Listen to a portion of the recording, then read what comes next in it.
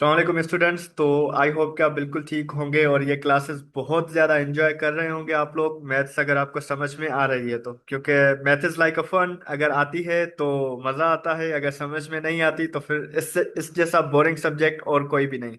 और आज जो हम टॉपिक स्टार्ट करने जा रहे हैं, इसके मैं आपके साथ 10 प्रॉब्लम्स, 10 आप कह लें क्वेश्चंस, वो भी शेयर कर लूंगा। सॉल्व जो मैंने खुद किए हैं, नोट्स आप समझ लें, वो आपके साथ ग्रुप में मैं शेयर कर लूंगा। और बेसिक से हम स्टार्ट करते हैं। होपफुली 2 या 3 दिन में हम इस टॉपिक को भी कंप्लीट कर लेंगे। देन हमारा सेट्स और algebraic expressions, number system and linear and quadratic equations, ये सारे टॉपिक्स कंप्लीट हो जाएंगे। एंड आई एम श्योर आपने एमसीक्यूज जो भी मिले हैं वो भी कवर कर लिए होंगे। एंड इंशाल्लाह संडे वाले दिन आपका टेस्ट भी होगा, सो बी रेडी। टेस्ट कौन सा? वो 50 एमसीक्यूज वाला, लाइक आप कह सकते हैं वीकली क्विज होगा। तो वो भी तैयार रहिएगा, उसकी भी आप लोग अच्छे से तैयारी कर लीजिएगा। क्योंकि क्विजेस आपको जितनी ज्यादा करेंगे उतना ज्यादा आपको आइडिया होगा कि क्वेश्चंस किस तरह से आ सकते हैं। ठीक है। क्विज जो होगा वो डेफिनेटली मैथ्स का होगा। जब मैथ्स की क्लास चल रही हो तो मैथ्स की ही बात मैं करता हूँ। ठीक है। और इंग्लिश का क्विज होगा, वो आप मैडम से जो है डिस्कस कर लिया करें क्लास में, कि मैडम का जो है वो आपको बता देगी। ठीक है। नहीं, उसमें सेट्स एंड नंबर सिस्टम नहीं होगा, ये हम लास्ट में डिस्कस कर लेंगे। ठीक है। हम अभी पढ़ लेते हैं लास्ट में, देन ये चीजें डिस्कस कर लेंगे कि क्विज में क्या क्या होगा। Don't worry. तो हमारा आज का टॉपिक है क्वाड्रेटिक इक्वेशंस। आप लोगों को पता होगा कि आपके आउटलाइन, एसटीएसपी, एनटीएसपी या फाउंडेशन, सारों में एक बहुत ही इंपॉर्टेंट टॉपिक है लीनियर एंड क्वाड्रेटिक इक्वेशंस का। लीनियर इक्वेशंस हमने कोशिश की है, बहुत डिटेल में पढ़ा है, और अगर आपने वो समझ लिया है तो क्वाड्रेटिक इक्वेशंस आपको इतना ज्यादा मुश्किल नहीं लगेंगे, आई एम श्योर। ठीक है। तो सबसे पहले तो क्वाड्रेटिक इक्वेशन होती क्या है? इसके डिफरेंट डेफिनेशंस हो सकती हैं, हो सकता है आपने पहले से ही पढ़ी हो, कोई भी डेफिनेशन गलत नहीं होगी आई एम श्योर। लेकिन जो डेफिनेशन अकॉर्डिंग टू लॉ नहीं होगी तो वो डेफिनेटली गलत है। ठीक है। ऐसा नहीं कि जो आप लोगों ने पढ़ा है वो सारी सही हो, ऐसा हमेशा नहीं होता। ठीक है। तो simple at its core, a quadratic equation is any equation that can be rearranged into the standard form. अब आपको इस डेफिनेशन के हिसाब से, अगर इस स्टैंडर्ड फॉर्म में, ये आपके पास एक स्टैंडर्ड फॉर्म है, अगर इसमें कोई भी इक्वेशन रीअरेंज की जा सकती है तो उसको हम क्वाड्रेटिक इक्वेशन बोलते हैं। ठीक है। ये डेफिनेशन किसने पहले सुनी थी जो अभी अभी हमने पढ़ी? किसी ने भी नहीं? ठीक है। मोस्टली जो सिंपल क्वाड्रेटिक इक्वेशन की डेफिनेशन होती है उसमें कहा जाता है हर वो इक्वेशन जिसका पावर या जिसकी डिग्री 2 हो उसको हम क्वाड्रेटिक इक्वेशन कहते हैं। यानी आपका जो वेरिएबल होता है एक्स वाई जी, उसकी अगर पावर 2 होगी, कितनी? 2। ना पावर 1 होगी ना पावर 3 होगी, कितनी होगी? 2, तो उसको हम बोलते हैं क्वाड्रेटिक इक्वेशन। और लीनियर इक्वेशन क्या थी? जिसमें हमारे वेरिएबल की पावर क्या थी? 1 थी। तो अब आप इसका स्टैंडर्ड फॉर्म देखें तो यहाँ पे क्या आ रहा है? A x square plus b x plus c. आपका ए बी सी जो है ये कांस्टेंट नंबर्स हैं। ठीक है। और हम इक्वेशन का, हमें कैसे पता चलता है कि ये लीनियर है या क्वाड्रेटिक है? हमें ये पता चलता है एक्स का जो पावर होता है, यानी जो वो हमारे पास वेरिएबल हो, उसका जो पावर होता है, मैक्सिमम पावर, या आप हाईएस्ट डिग्री या हाईएस्ट पावर, काफी सारे नेम्स हैं इसके, वो आप बोल सकते हैं। ठीक है। तो वो अगर 2 होता है तो हम उसको कहते हैं क्वाड्रेटिक इक्वेशन। एक कमेंट आई है, वो उसका जवाब दे देते हैं। लीनियर इक्वेशंस वर्ड प्रॉब्लम्स में सॉल्व करना मुश्किल लग रहे हैं, वो सॉल्व करने में टाइम लग रहा है, टेस्ट में टाइम कम होता है, सॉल्व करने की शॉर्ट ट्रिक्स नहीं है कोई। हमने जो लीनियर इक्वेशंस के ज्यादातर प्रॉब्लम्स किए थे, वो तो बहुत ज्यादा आसान है और विद इन 20 to 30 सेकेंड्स में सॉल्व हो सकते हैं। आई डोंट रिमेम्बर सवेरा कि आप कौन से प्रॉब्लम्स की बात कर रहे हैं। आप मुझे व्हाट्सएप पे वो भेज दीजिएगा, मैं देख के आपको फिर नेक्स्ट क्लास में कल हम यहाँ पे डिस्कस कर लेंगे कि इस टाइप के क्वेश्चंस आते हैं या नहीं आते। क्योंकि हमने जो भी एमसीक्यूज किए थे, I don't remember exact number, पर जितने भी एमसीक्यूज किए थे वो सारे 20 से 15 सेकंड में होने वाले हैं। 20 से 15 मिनट नहीं, 20 से 15 सेकंड। तो काइंडली वो मुझे बता दीजिएगा। कुछ जो थे आपके जस्ट बेसिक स्ट्रॉन्ग करने के लिए थे, वो क्वेश्चंस उस तरह के टेस्ट में नहीं आते। टेस्ट में इस तरह से आते हैं जैसे हमने एमसीक्यूज किए थे। ठीक है। तो सिंपल क्वाड्रेटिक इक्वेशन का आपको पता चल गया। सारे लोग अपने अपने अल्फाज में डेफिनेशन कमेंट में बताएं कि क्वाड्रेटिक इक्वेशन क्या होती है, जितने लोग प्रेजेंट हैं। दिलशाद, आई डोंट नो आप किस दुनिया में रह रहे हैं। डिस्टेंस, एज प्रॉब्लम्स, ये हमने किए कहाँ हैं? या वर्क, टाइम, स्पीड, इस पे तो हम आए ही नहीं। हम पढ़ रहे हैं अलजेब्रिक एक्सप्रेशंस, हम पढ़ रहे हैं लीनियर इक्वेशंस, हम पढ़ रहे हैं क्वाड्रेटिक इक्वेशंस। आप डिस्टेंस, एज प्रॉब्लम और I don't know work, time, ये तो हमारा टॉपिक हमने कब, आप मैंने कोई एज प्रॉब्लम नहीं करवाया, कोई हमने डिस्टेंस का बात ही नहीं की। वर्क, टाइम, स्पीड, इस पे तो हमने काम ही नहीं किया, तो आपको कहाँ से ये चीजें आ जाती हैं? बेटा to the point, to the topic रहे। जो चीज हम पढ़ रहे हैं हम पहले उसको तो कवर कर लेने दे। उसका जब टाइम आएगा फिर आप बैठ के पूछेंगे क्वाड्रेटिक इक्वेशन क्या थी, लीनियर इक्वेशन क्या थी, नंबर सिस्टम क्या था। डेफिनेशन कोई भी नहीं बता रहा।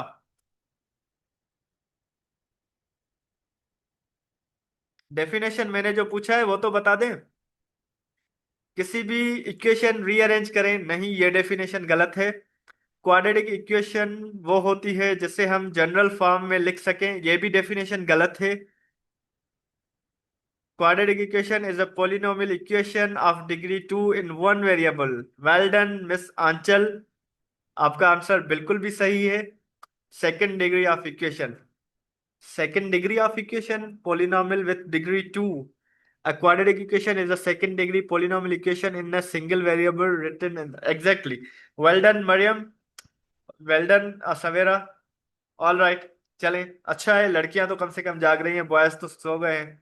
ठीक है, तो आपकी हर वो इक्वेशन जिसमें वेरिएबल की हाईएस्ट पावर 2 हो उसको हम क्वाड्रेटिक इक्वेशन बोलते हैं। अब ये उसका स्टैंडर्ड फॉर्म है a x square plus b x plus c. ये एक स्टैंडर्ड फॉर्म है। आप हर इक्वेशन को इस फॉर्म में, अगर कोई भी इक्वेशन मिलेगी तो वो आपकी क्वाड्रेटिक इक्वेशन होगी। जहां पे x is variable the unknown we are solving for. x आपका वो वेरिएबल है जिसको आप फाइंड करना चाह रहे हैं या जिसकी वजह से आप ये चीज सॉल्व कर रहे हैं। A b and c are constants या numbers with one very important rule. ठीक है, ये आपके पास सिंपल जो है कॉन्स्टेंट्स हैं, जैसे 1 2 3 4 कोई भी नंबर हो सकता है। A can't be zero. Important rule क्या है? ए आपका कभी भी जीरो नहीं हो सकता। अगर इस इक्वेशन में ए जीरो हो गया तो क्या मसला हो जाएगा? कोई मुझे कमेंट बॉक्स में बता सकता है? अगर इसमें ए जीरो हो गया तो क्या प्रॉब्लम हो जाएगा?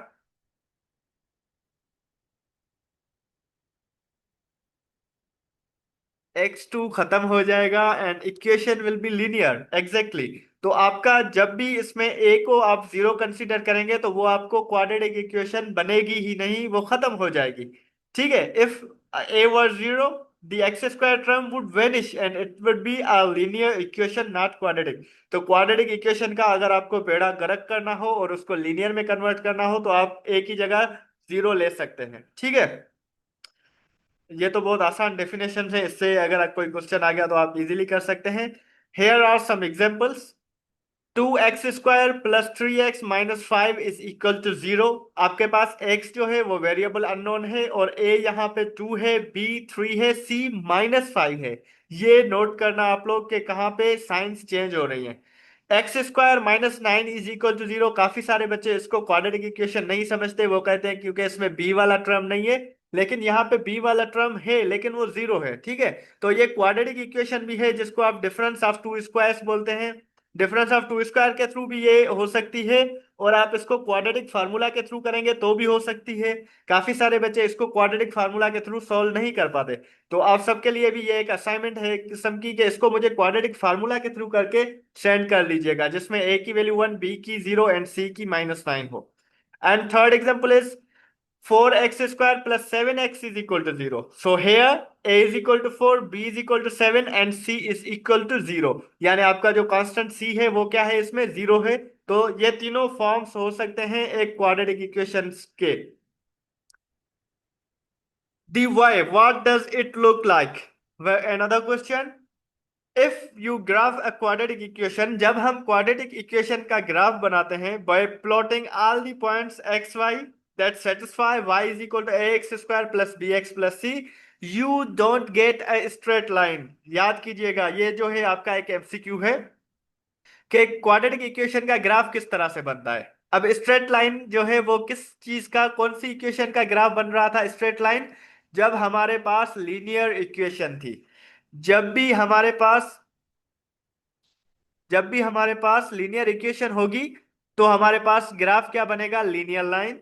लेकिन जब हमारे पास क्वाड्रेटिक इक्वेशन होगी तो हमारे पास क्या बनेगा, you will get a beautiful symmetrical curve. आपके पास एक बहुत ही खूबसूरत प्यारा सिमेट्रिकल कर्व होगा जिसको आप लोग बोलते हैं पैराबोला, जिसकी शेप यू टाइप होती है। आई एम श्योर ये मैंने आपको पहले लीनियर इक्वेशन का जब चैप्टर स्टार्ट किया था तो उसमें मैंने आपको उसकी शेप्स दिखाई थी कि क्वाड्रेटिक इक्वेशन की शेप क्या होती है। तो आई एम श्योर कि इसमें आपको कोई भी कंफ्यूजन नहीं होनी चाहिए एटलीस्ट के क्वाड्रेटिक इक्वेशन का क्या होता है। ठीक है, आगे चले। तो ये आपको पता चल गया कि ग्राफिकली रिप्रेजेंटेशन उसकी कैसी होती है। Simple, the U shape, it looks like a U or a, you can say upside and downside you. मतलब ये कभी अपसाइड भी हो सकता है, डाउन साइड भी हो सकता है, मतलब नीचे भी हो सकता है, उल्टा यू आप उसको बोल सकते हैं। ठीक है, की फीचर क्या है, very simple, the vertex, this is highest और lowest point on the graph. आपके जो वर्टेक्स होती है वो क्या होती है, या तो हाईएस्ट या तो lowest point on the graph होती है। Direction, if A is positive, यानी अगर आपका ए जो कांस्टेंट है वो पॉजिटिव है, the parabola opens upward like a regular you, यानी आपका, ठीक है। ये जो खामखा की कमेंट्स हैं ये डिस्ट्रैक्ट कर रही हैं खामखा, अब हर एक को कैसे मैं जवाब दूं। ठीक है, नहीं दे रहा, चले कंटिन्यू करते हैं। खामखा कमेंट ना करें अगर आप लोग, तो फिर तो और इजी हम ये कवर कर सकते हैं चीजें। अदरवाइज अगेन ये रह जाएगा, पूरी चीजें हम कवर नहीं कर पाएंगे लेक्चर में। ठीक है, मिस्टर मुदस्सिर आपके लिए बोल रहा हूँ। So the U shape, it looks like a you. जब आपके पास ए जो होगा पॉजिटिव होगा, यानी ए क्या था आपका, एक्स स्क्वायर का कांस्टेंट जो था, एक्स स्क्वायर के फ्रंट पे जो चीज थी, अगर वो पॉजिटिव होगा तो आपका जो पैराबोला बनेगा वो ओपन अपवर्ड्स होगा, यानी वो बिल्कुल जैसे रेगुलर यू होता है हमारा उसकी तरह होगा। ठीक है, और अगर हमारे पास ए की वैल्यू नेगेटिव होगी, A is equal to -2, then हमारे पास it opens downwards like a upside down U. ठीक है, ये उल्टा हो जाएगा अगर हमारे पास ए की वैल्यू नेगेटिव होगी। तो आप समझ लें कि इसका जो पोजीशन है अपवर्ड एंड डाउनवर्ड वो किस पे डिपेंडेंट है, ए पे। ए क्या है हमारे पास, एक्स स्क्वायर का कांस्टेंट है जो एक्स स्क्वायर के फ्रंट पे आता है, आप कह सकते हैं। ठीक है, so simple, the goal of solving ax square plus bx plus c is equal to 0 is to find the points where this parabola crosses or touches the x-axis. Simple, आप फाइंड क्यों करते हैं, आपको अगर क्वाड्रेटिक इक्वेशन मिलती है इसका गोल क्या होता है, इसको सॉल्व करने का मकसद क्या होता है। इसका सिंपल मकसद ये होता है, एक तो हमें x की वैल्यू फाइंड करनी होती है। x की वैल्यू हम फाइंड क्यों करते हैं, ताकि हमें पता चले कि ये जो पॉइंट्स हमें मिली हैं ये पैराबोला एक्स एक्सिस पे कहाँ कहाँ पे टच करेगा, या एक्स एक्सिस को कहाँ कहाँ से क्रॉस करके वो शेप अपना बनाएगा कंप्लीट। ठीक है, these points are called the roots, solutions are zeros of the equation. ये जो आप सॉल्व करते हैं एक्स की वैल्यू, इसको आप रूट्स भी बोलते हैं। आई एम श्योर आपको पता होगा, इनको रूट्स बोलते हैं हम। सॉल्यूशंस भी बोलते हैं, ये भी हमने पढ़ा है लीनियर इक्वेशंस में। और जीरोस, जीरोस भी इसको बोलते हैं, जीरोस ऑफ द इक्वेशन। ठीक है, जीरोस ये आप जब linear control system like engineering में पढ़ते हैं तो वहां आप जीरोस एंड पोल्स पढ़ते हैं, वहां पे आपको इस चीज का आइडिया होगा। अभी तक आप रूट्स एंड सॉल्यूशंस तक रहे, इट्स इनफ। ठीक है, तो ये आपका मेन मकसद इसको सॉल्व करने का इक्वेशन का होता है, ताकि आपको पता चले कि एक्स एक्सिस पे ये जो शेप बन रहा है हमारा पैराबोला वो कहाँ पे टच होगा। ठीक है, उसके बाद how to solve them, finding the roots. Simple, आप कैसे सॉल्व करते हैं, कैसे रूट्स फाइंड करते हैं। So there are three main methods, let's look at each one. हमारे पास सिंपल तीन मेथड्स होते हैं। अगर मैं फर्स्ट वाला आपको अभी तो दिखा दिया है, अगर वो मैं नीचे कर लूं तो मुझे जल्दी जल्दी कमेंट बॉक्स में बताएं वो तीन से मेथड कौन से हैं। ये हमने पहले लेक्चर में जब हमने linear and quadratic equation start की थी मैंने आपको तीन मेथड्स बताए थे।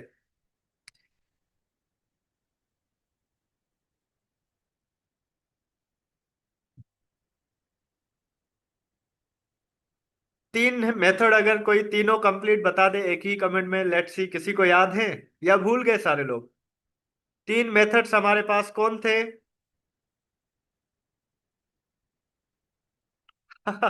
एक एक बता रहे हैं सारे लोग, तीनों बता दे कोई भी। किसी ने भी अभी तक तीनों नहीं बताए। बिस्मा शेख ने अच्छी कोशिश की, सुहेल ने अच्छी कोशिश की, नूरुल हुदा ने अच्छी कोशिश की, आंचल ने अच्छी कोशिश की, नईम, आपका मेमन, और Junaid Shaikh, well done. I am sure आपने रिवाइज की है ये चीजें, वेल डन। तो हमारे पास तीन मेथड्स होते हैं, लेट्स सी एक एक को आप अच्छे तरीके से पढ़ ले, मैं आपको बता देता हूं। एक होता है फैक्टरिंग और फैक्टराइजेशन, जिसमें हम मिडिल टर्म को क्या करते हैं, ब्रेक डाउन करते हैं, या उसको स्प्लिटिंग द मिडिल टर्म बोलते हैं। दूसरा हमारे पास होता है बाय कंप्लीटिंग स्क्वायर मेथड, और तीसरा होता है हमारे पास क्वाड्रेटिक फार्मूला। ठीक है, तो तीनों आपको आने चाहिए, क्योंकि क्वाड्रेटिक फार्मूला जो है वो आपका एक ऐसा फार्मूला है जो हर क्वाड्रेटिक इक्वेशन को सोल्व करने के लिए इनफ होता है। बाकी आपका कंप्लीटिंग स्क्वायर मेथड भी थोड़ा लेंदी हो जाता है, कभी कभी कभी फेल हो जाता है। और दूसरा जो होता है आपका मिडिल टर्म ब्रेक, वो भी कभी कभी बहुत लेंदी हो जाता है या बहुत ट्रिकी हो जाता है, तो आपका बहुत ज्यादा टाइम वेस्ट हो जाता है। लेकिन वो बहुत अच्छी टेक्निक्स है दोनों, अगर आपके टेबल्स वगैरह याद है तो। यहाँ पे बच्चे कोई बता सकता है आपकी टेबल कहाँ तक याद है, लाइक वो 1 2s और 2 2 2s और 4, ये आपकी कितने तक याद है, लाइक 15 तक टेबल, 15 का टेबल याद है, 17 का, 19 का, या 25 तक, किस किस को याद है? 15 20 12 20। ठीक है, अच्छी बात है। ये कम से कम मैंने अपने फिजिकल एकेडमी पे भी स्टूडेंट्स को रिकमेंड किया था कि 25 तक एटलीस्ट आप लोग अपने याद कर लें। और रेडिकल्स आपको कितने याद हैं, लाइक रेडिकल 1 की वैल्यू क्या होगी, रेडिकल 2 की वैल्यू क्या होगी, रेडिकल 3 की, ये कितने याद हैं आपको? ये जो 22 और 23 30। चले जीवत कुमार, जीवत कुमार आप अपनी माइक ऑन करेंगे? वेट वेट वेट वेट, जीवत से पूछ लेते हैं। जीवत आप अपनी माइक ऑन करेंगे, आपने 30 तक बोला है। हाँ, ये ऑनेस्ट बंदे जो हैं 10 12 15 20 तक समझ में आ रहा है, ये जिसने 30 और 100 बोला है ना, 15 तक ठीक है, ऑल राइट। दिलशाद 10 पे आ गया, जी सर। 15 तक। ये जो जिस बंदे ने 30 बोला था ना, वो अगर उससे मैं चाह सर रहा मैं था कि बता रहा कोई हूँ। पूछ लूं 29 का या 27 का टेबल, लेट्स सी कितने तक बता सकता है, लेकिन अब वो गुम हो गया, कमेंट नहीं कर रहा, माइक ओपन नहीं करेगा, आई नो। तो झूठ बोलने की जरूरत नहीं होती बेटा, सर जो मैं चीज आपको आ रही है वो it's enough. Sir, otherwise simply you can से के मैंने नहीं, मुझे पता। सर मैंने अनम्यूट कर दिया है। चले बताएं मुझे, सर पूछो। 27 का बताएं जीवत। सर 27 का। 27 का बताएं टेबल। Sir sir 729। बस बेटा, अब क्या बोलूं, नहीं होता ऐसे। टेबल ऐसे नहीं होता, टेबल आपने समझा ही नहीं शायद। टेबल किसे बोलते हैं?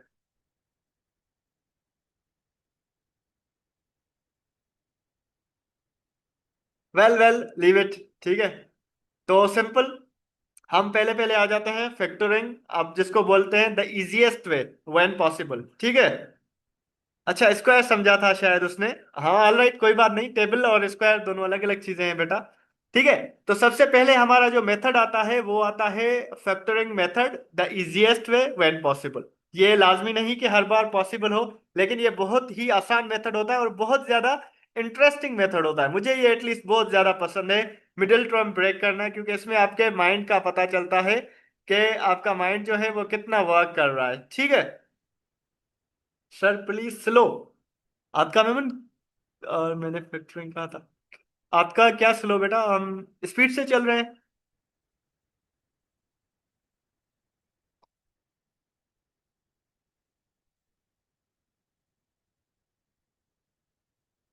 चले स्लो करते हैं, ऑल राइट। अब एक तो आप लोगों का आपस में भी नहीं बन रही है, एक बोल रहे हैं स्लो जा रहे हैं, दूसरे बोल रहे हैं तेज जा रहे हैं, और तीसरे बोल रहे हैं सही जा रहे हैं। Well, see here, there are three main methods, हमारे पास तीन मेन मेथड्स हैं। एक है उसमें फैक्टरिंग, सबसे पहले उसको देखते हैं, देन बाकी दो को देखेंगे। ठीक है, this method works well when the equation is factorable. जब आपके पास इजी फैक्टरेबल इक्वेशन हो तो ये बहुत आसान और मतलब अच्छे तरीके से काम करने वाला मेथड है।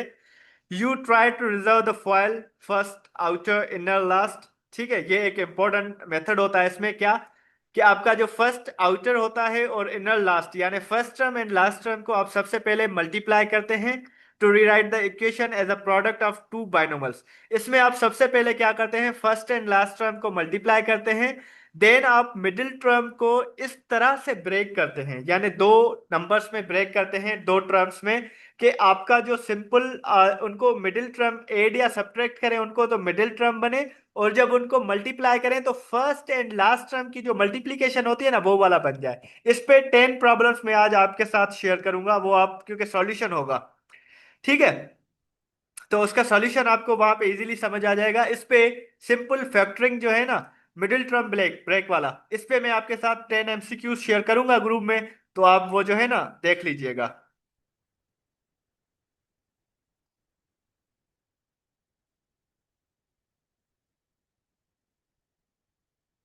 अब एक बंदे का सवाल आया है कि सर पास्ट पेपर शेयर कर दे। बेटा पास्ट पेपर आईबीए का होता ही नहीं है, सबसे पहली बात। आईबीए कभी भी लीक नहीं करता, ठीक है।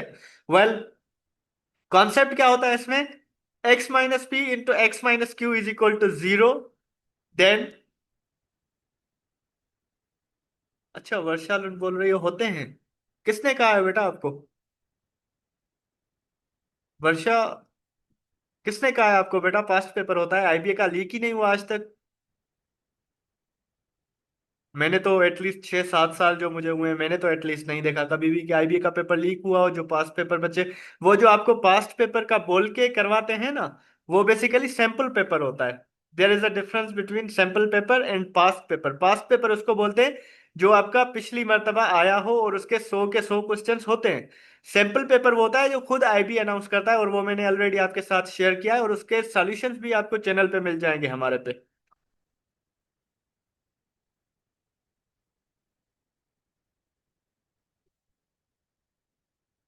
ठीक है, ओके।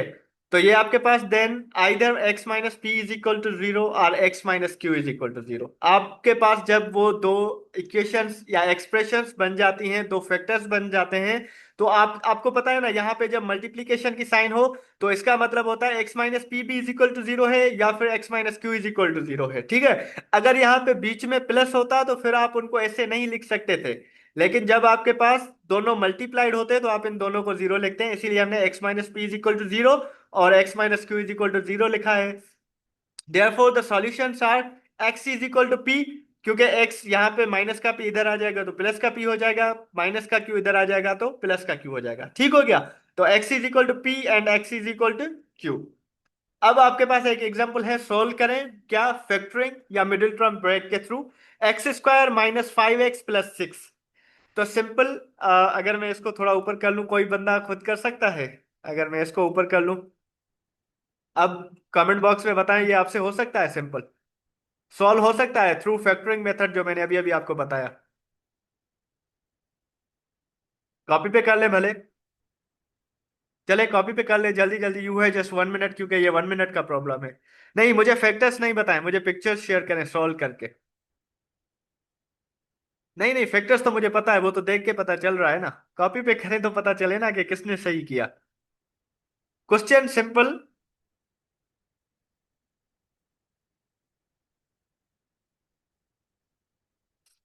ये एक बच्चा है जो बोल रहा है क्वेश्चन तो शो करे, तो ठीक है। देख लें, X square minus 5x plus C.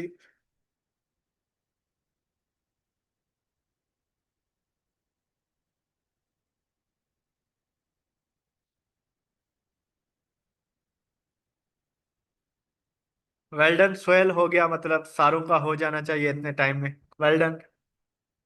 See here, values इसके सही हैं या गलत ये हम बाद में डिस्कस कर लेंगे। इधर देखें हमने कैसे किया। सबसे पहले हम क्या करते हैं, फर्स्ट टर्म यानी एक्स स्क्वायर और लास्ट टर्म यानी 6, इन दोनों को आपस में मल्टीप्लाई करते हैं, हमारे पास क्या आ जाएगा? 6x square. अब हमें कोई भी दो ऐसे टर्म्स चाहिए, लाइक टर्म्स, जिनको हम मल्टीप्लाई करें तो हमारे पास क्या आना चाहिए? 6x square. और जब उनको हम ऐड या सब्ट्रैक्ट करें तो हमारे पास क्या आना चाहिए? ये मिडिल टर्म यानी माइनस का 5x, ठीक है। तो आप लोग जो है जिसके टेबल्स अच्छे होते हैं वो इसमें बहुत इजीली कामयाब हो जाता है। अब आप सिंपल क्या करेंगे, इसको ऐसे दो टर्म्स में ब्रेक करें, लाइक माइनस का 3x एंड माइनस का 2x। जब इन दोनों को हम मल्टीप्लाई करेंगे, -3x और -2x को, तो वो प्लस का 6x स्क्वायर बन जाएगा। बिल्कुल बन जाएगा। जब आप -3x को -2x के साथ ऐड करेंगे तो आपका मिडिल टर्म यानी -5x बन जाएगा। बिल्कुल बन जाएगा। तो मतलब आपने मिडिल टर्म को ब्रेक कर लिया इजीली। अब x square minus three x से एक्स कॉमन निकल गया, बाकी आपके पास क्या बचेगा, एक्स माइनस थ्री। और इधर से माइनस टू कॉमन निकल गया, बाकी आपके पास बचेगा क्या, एक्स माइनस थ्री। ठीक हो गया। जब आपकी ये दोनों ब्रैकेट सॉरी, जब आपकी ये दोनों ब्रैकेट्स सेम आ गई, मतलब आपने मिडिल टर्म सही ब्रेक किया था। अगर आपका मिडिल टर्म सही ब्रेक नहीं किया होगा आप लोगों ने, तो यहाँ पे प्लस या माइनस की मिस्टेक्स हमेशा आती है। पहले तो आपका ब्रैकेट भी सेम नहीं आएगा, लेकिन प्लस या माइनस की मिस्टेक जरूर आएगी। तो हमारी दोनों सेम आ गई। ठीक हो गया। अब आप सिंपल इनको लिख सकते हैं, एक कॉमन ले लें, एक्स माइनस थ्री मैंने कॉमन लिख लिया और दूसरे में मैंने एक्स माइनस टू लिख लिया। अब देखें ये एक्स माइनस पी और एक्स माइनस क्यू वाला इसका शेप बन गया, बिल्कुल बन गया। तो हम लिख सकते हैं ईच जो हमारे पास पार्ट है इक्वल टू जीरो, यानी एक्स माइनस टू को भी हम जीरो के बराबर लिख सकते हैं एंड एक्स माइनस थ्री को भी जीरो के बराबर लिख सकते हैं। ठीक हो गया। हमने लिख लिया x minus two is equal to zero and x minus three is equal to zero.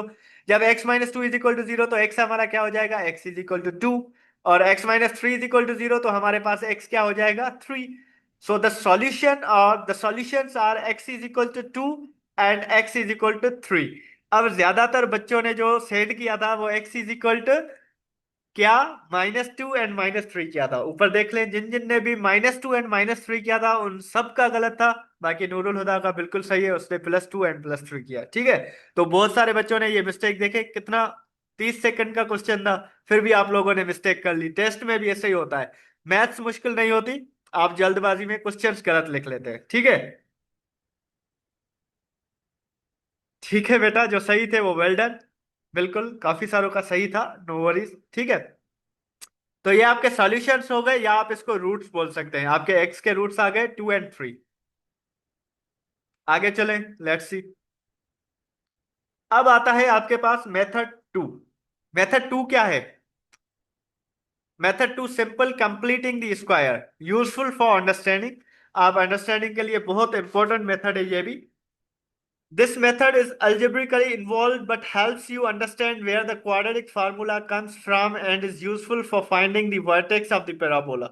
The goal is to manipulate the equation into a perfect square.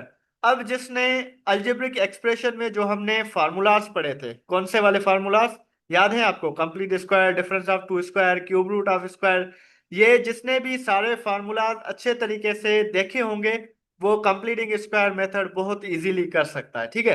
अब आपके पास एक एग्जांपल है, x square plus six x plus fifteen is equal to zero. ठीक है। अब आपके पास simple ये एक क्वाड्रेटिक इक्वेशन है, इसको सॉल्व कैसे करेंगे आप लोग, simple x square plus six x plus यहाँ पे एक ऐसा टर्म आना है ताकि ये पूरा कंप्लीट स्क्वायर बन जाए, और ये प्लस का 15 इधर आ जाएगा तो किसका बन जाएगा, माइनस का 15। ऑल राइट, हो गया माइनस का 15। अब क्या होगा, अब आपको ये जो डॉट डॉट मैंने लिखी है यहाँ पे एक ऐसा टर्म लिखना है जिसका रेडिकल लें और इसका रेडिकल लें और मल्टीप्लाई बाय टू करें तो हमारे पास क्या आना चाहिए, सिक्स एक्स आना चाहिए। क्योंकि आपको पता है ये वो फार्मूला है ए प्लस बी होल स्क्वायर वाला, जिन जिनको वो पता है उनको ऐसी इक्वेशन की इजीली समझ आ जाएगी। ठीक है। तो x square plus six x plus nine, हम यहाँ पे अगर नाइन पुट करते हैं लेट सपोज, तो क्या पॉसिबल है, हमारा मिडिल टर्म आ जाएगा, बिल्कुल आ जाएगा। किस तरह से, सी है आपका, जब यहाँ पे नाइन हमने पुट कर लिया तो फर्स्ट टर्म का स्क्वायर यानी A square plus two into first term का रेडिकल यानी एक्स, सेकेंड टर्म का रेडिकल यानी थ्री, मतलब two into X into three क्या हो जाएगा, सिक्स एक्स हो जाएगा। ठीक है। ठीक हो गया। तो आप और इधर भी क्या कर लेंगे, प्लस नाइन कर लेंगे। तो सिंपल, अब आपके पास X square plus six x plus nine है, आप इसको लिख सकते हैं X plus three whole square is equal to minus के 15 में से प्लस के 9 गए, बाकी कितने बचेंगे, माइनस के 6। ठीक है। अब सिंपल क्या करेंगे, दोनों साइड्स रेडिकल ले लेंगे। जब आप रेडिकल ले लेंगे x plus three whole square का तो वो आपके पास सिंपल क्या, एक्स प्लस थ्री बन जाएगा। और आप रेडिकल लेंगे माइनस सिक्स का तो वो क्या बनेगा, प्लस माइनस रेडिकल का माइनस सिक्स। ये plus minus radical minus six है, दोनों होंगे। ठीक है। उसके बाद हम आगे चलेंगे, ये आपका प्लस का थ्री इधर आ जाएगा तो क्या हो जाएगा, माइनस का थ्री, यानी plus minus radical radical six, या आपका रेडिकल माइनस सिक्स है। रेडिकल अगर -6 है तो यहाँ पे क्या होगा, रेडिकल का -6 -3। ठीक है, आप इसको सिंपल ऐसे कर सकते हैं, इधर आप इसमें आप इसको ब्रैकेट में लिख लें, आप अपनी अंडरस्टैंडिंग के लिए।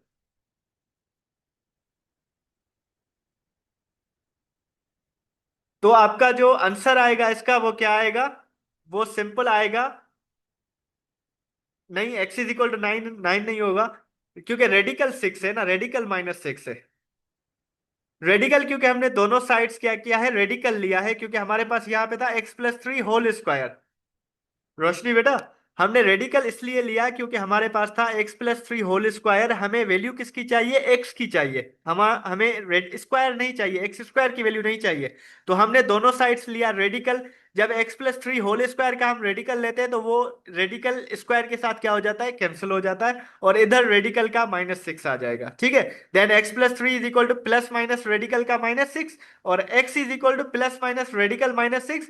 ये जो +3 इधर था ये इधर आ जाएगा तो -3 हो जाएगा। अब आपके पास सिंपल दो इसके x के वैल्यूज बन गए। ठीक है, तो x के बाय कंप्लीटिंग स्क्वायर मेथड आप कह सकते हैं।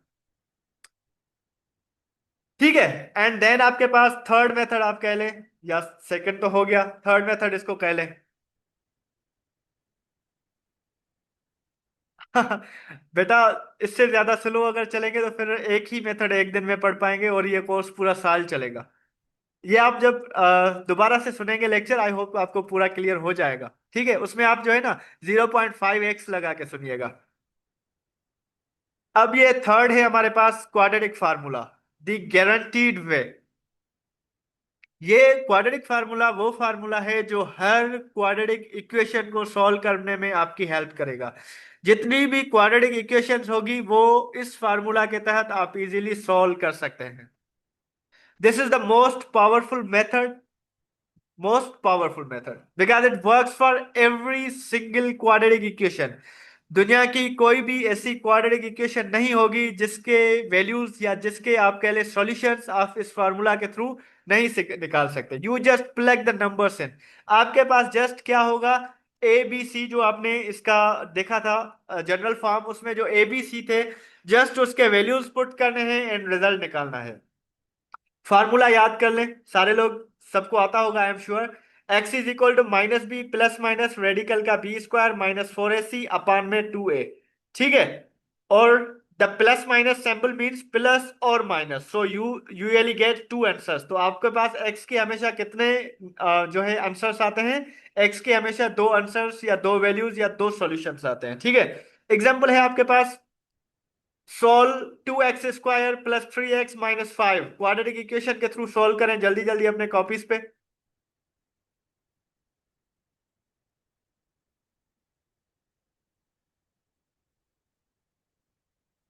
बिल्कुल, आशिर अब्बासी ने कहा है कि किसी क्वाड्रेटिक इक्वेशन को तीन मेथड से बारी बारी सॉल्व करें, आंसर सेम आएगा। बिल्कुल सेम आएगा। आप सिंपल x² - 9 को आप करके देखें, बहुत आसान इक्वेशन है, तीनों मेथड से करके देखें, तीनों में आपका आंसर +-3 आएगा। ठीक है, आज मैंने बेसिकली फिजिकल एकेडमी पे बोर्ड पे ये प्रॉब्लम करवाया भी था तीनों मेथड से। तो बहुत आसान है, लेकिन हर एक इक्वेशन का अगर तीनों मेथड से हो रही है तो तीनों से आंसर उनका सेम ही आएगा।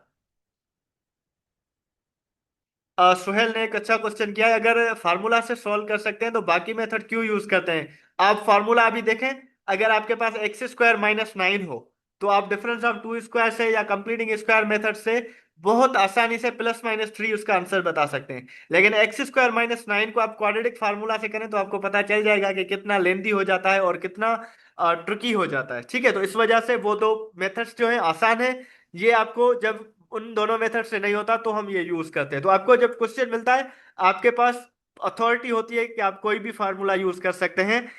तो you have authority, you can से, आपके पास तीन ऑप्शंस होते हैं, जो आपको आसान लगे आप कर सकते हैं। सारों को क्वाड्रेटिक फार्मूला आसान नहीं लगता, इसीलिए काफी सारे बच्चे उन फार्मूलाज को यूज करते हुए, यूटिलाइज करते हुए इसको सॉल्व करते हैं, किसको, क्वाड्रेटिक इक्वेशन को। ठीक है, तो सिंपल, सबसे पहले हम, अगर आपको इक्वेशन मिले और क्वाड्रेटिक फार्मूला के थ्रू सॉल्व करनी हो तो ए बी एंड सी के वैल्यूज फाइंड करते हैं। इसमें ए की वैल्यू क्या है, यानी x² का वेरिएबल 2, बी यानी x का वेरिएबल 3 एंड सी का -5। ठीक हो गया।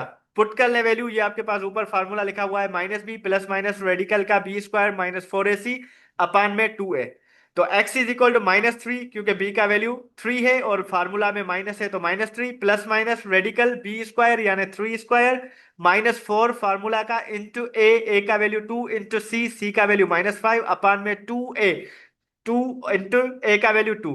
सिंप्लीफाई करेंगे, -3 प्लस माइनस 3 का square 9 plus 4 2 jar 8 8 5 jar 40 minus into minus plus, इसीलिए प्लस का 40 अपान में 2 इंटू 2 क्या हो जाएगा, 4 हो जाएगा। ठीक हो गया। अब आपके पास क्या, -3 प्लस माइनस रेडिकल का क्या हो जाएगा, 9 प्लस 40 49 अपान में 4। X is equal to -3 plus minus radical 49 का आपको पता है कि अब रेडिकल लेंगे तो प्लस माइनस क्या हो जाएगा, 7 अपान में 4। कैलकुलेट द टू आंसर्स, अब आपके एक्स के टू वैल्यूज आएंगे किस तरह से। एक आंसर आएगा -3 प्लस 7 अपान में 4, क्योंकि यहाँ पे प्लस माइनस दोनों हैं, ठीक है। तो ये क्या हो जाएगा, -3 प्लस 7 4 अपान में 4 इज इक्वल टू 1।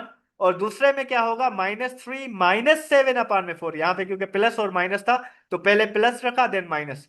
तो माइनस का 3 और माइनस का 7 क्या बन जाएगा, -10 अपान में क्या हो जाएगा, 4। तो सिंपल इसका आंसर हो जाएगा -2.5। द सॉल्यूशंस आर और द रूट्स आर 1 एंड -2। एक्स के दोनों वैल्यूज आपको मिल गए, 1 एंड -2। उसके बाद आपके पास डिस्क्रिमिनेंट होता है, मैं आपको इसका सिंपल, 1 मिनट बचा है, मैं आपको जल्दी जल्दी से बता देता हूं इसका। The discriminant basically predicting the answers. Look at the under the square root in the quadratic formula, यानी क्वाड्रेटिक फार्मूला में जो बी स्क्वायर माइनस 4c है, this is called the discriminant D. It doesn't give you the solutions, ये आपको कभी भी answer नहीं देता, but it tells you what kind of solution to expect before you even solve the equation. Equation solve करने से पहले आपको बता देता है कि आपका जो आंसर होगा उसकी नेचर क्या होगी। D is equal to b square minus 4ac, b और ac का वैल्यू आपको पता चल जाएगा इक्वेशन से। जब इसका d का वैल्यू यानी यहां पे पुट करेंगे वो ग्रेटर देन 0 होगा यानी positive. The equation has two distinct real roots, यानी आपकी इक्वेशन को दो अलग अलग रियल रूट्स होंगे। जब आपके पास d इज इक्वल टू 0 होगा तो the equation has exactly one real root, a double root जिसको बोलते हैं the parabola just touches the x axis. ऐसे जब आपका d 0 होगा, ये इक्वेशन हम तीनों करेंगे, जब d 0 होगा तो एग्जैक्टली वन रियल रूट होगा और वो टच करेगा किसको, जस्ट एक्स एक्सिस को। जब आपका d लेस देन 0 आएगा यानी बी स्क्वायर